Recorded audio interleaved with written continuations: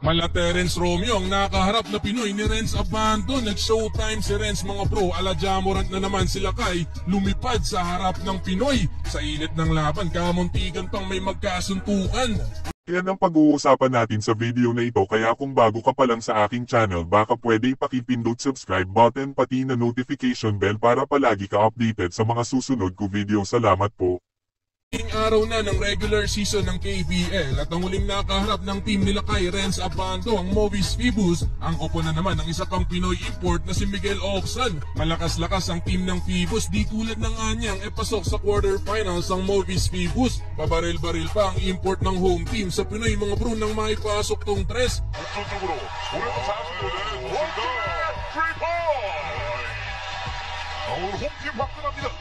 Umabot sa 7 points ang biggest lead ng Phoebus sa first quarter, pero nakakambak ang Red Boosters.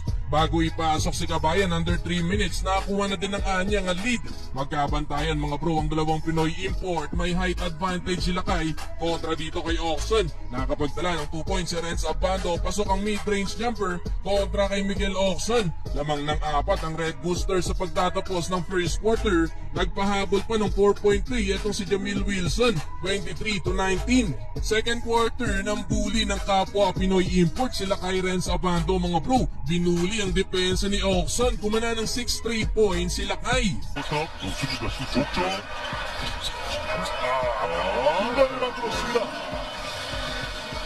동점 만들었습니다. 아반도 커버라운드 장군슛 떨어집니다. 좋습니다. 오픈 타점에 의한 슛이 상당히 좋죠. 알로 맞죠. 올려줬어요. 아반도 나올 준비. 아반도 보통 끊어내고 고민을 했던 것 같습니다. 오늘도 한 차례 그래도 에어 아반도를 정립을 합니다. Hype na hype ang mga teammates ni Abando at napangiti pa si Kabayan. Grabe din mambuta ng kalaban mga bro sila kay. Heto, solid block shot ni Abando.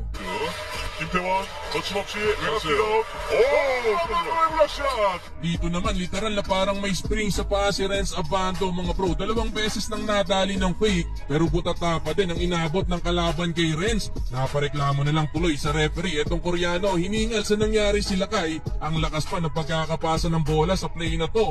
Nilabas under 4 minutes si Abando pero leading scorer pa din sila kay with 8 points. Shooting 4 of 7 sa field. Lalamang sana ng double digit ang anyang kung hindi lang naipasok ng kalaban. Etong huling 3 points, 45-38. Lamang pa din naman ang 7 points ang Red Boosters. Entering the third quarter, pinag-start si Renz Abando. Binibigyan ng problema nila kay sa depensa etong si Ocson. Pero bumawi ang Pinoy import ng Phoebus at sumagot ng wing 3-pointer. Pero ang sagot naman nila kay alley-oop play galing baseline.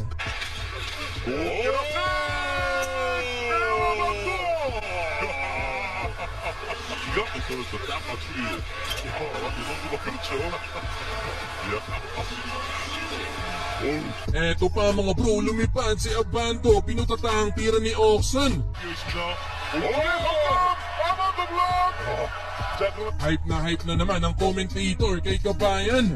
Though nakabawi ulit ng 2 points si Ocson, pasok ang teardrop mga bro. Sunod na nangyari, kamuntikan pang may magkasuntukan. Inard foul ng import ng Phoebus etong Koreano na di naman nagustuhan syempre ng Koreano kaya nagkaroon ng konting girian. Parang nangahamon pa etong import ng kalaban mga bro. Hinay pang crowd ng Phoebus. Well, kontrolado pa din naman ng anyang ang laban. Final minute na nung inilabas si Renz Abando, 61-58 end of third quarter. Well, fourth quarter kumana ng 3 sunod na tres ang Phoebus. Halfway mark mga bro, lamang na ng 2 points ang home team. Pero buti na lang naibawi yan ni Jamil Wilson. Pasok ang corner 3 points. Under 4 minutes mga bro, Miguel Ocson, clutch wing 3-pointer. Double figure na para sa Pinoy import. Last 2 minutes, 4-0 run mula sa Phoebus kung saan umabante ulit sila ng 2 points mga bro, 77-75. Naiwanan pang libre ang player na to ng Phoebus mga bro. Sa uli, panalo pa din ng Movis Phoebus. Hindi na ibinalik si Renz Abando mga bro matapos ilabas sa halfway mark ng quarter.